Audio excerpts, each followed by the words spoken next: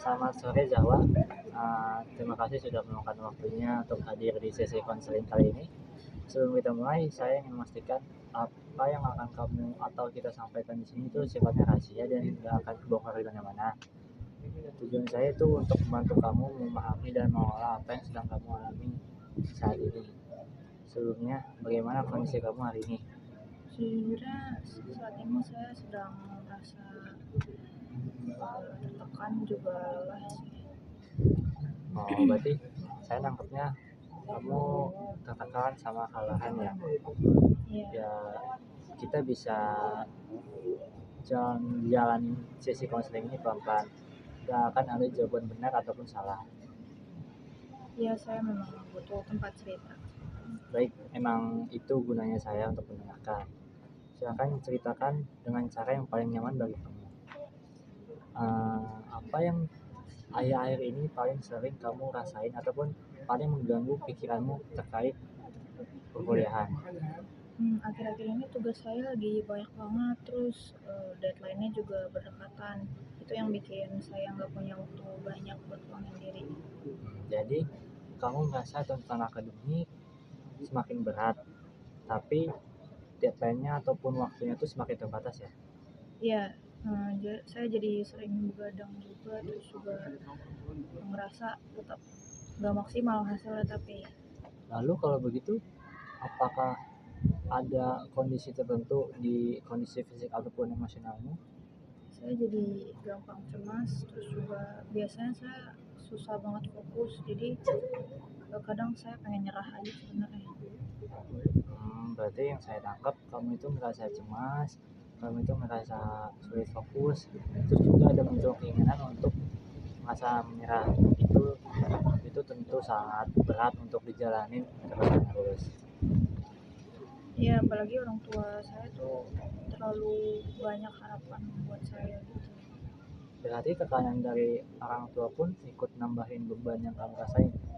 Benar, saya takut ngecewain mereka sebenarnya.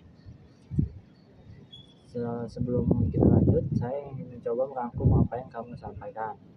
Kamu menghadapi beban tugas yang tinggi, waktu yang terbatas, serta tekanan dari harapan orang tua.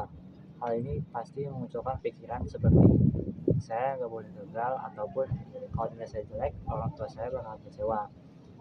Berarti itu pikiran yang buat kamu cemas, kelelahan, tekanan, dan akhirnya menunda pekerjaan. Apakah yang saya tangkap ini sudah sesuai dengan apa yang kamu rasakan? Iya betul, itu menggambarkan kondisi saya saat ini. Dari sudut pandang konseling, ini menunjukkan bahwa stres kamu ini dipengaruhi oleh interaksi antara pikiran, perasaan, dan perilaku. Bagaimana perasaanmu ketika menyadari bahwa pola ini terus berulang di kehidupanmu? Saya jadi lebih sadar, terus jadi sedikit lebih lega karena perasaannya udah dijelasin tadi. Berarti kesadarannya pun berarti kamu udah bagus karena kamu udah ada kesadaran tentang hal itu. Ini berarti ada ruang untuk perubahan. Sekarang kita fokus pada salah satu pikiran yang sering muncul ketika kamu berkata pada diri sendiri, saya harus sempurna ataupun saya harus lebih baik dari orang lain, dan terjadi pada fisik ataupun emosional. Kalau fisik sih biasanya jantung saya suka berdebar kencang gitu, terus juga dari segi psikis pikiran saya sering kacau, jadi akhirnya saya malah nggak ngerjain apa-apa. Apakah ada bukti bahwa kamu selalu harus sempurna untuk dianggap berhasil? Sebenarnya nggak juga, cuma saya pernah dapat nilai biasa aja, dan itu nggak membuat saya gagal-gagal.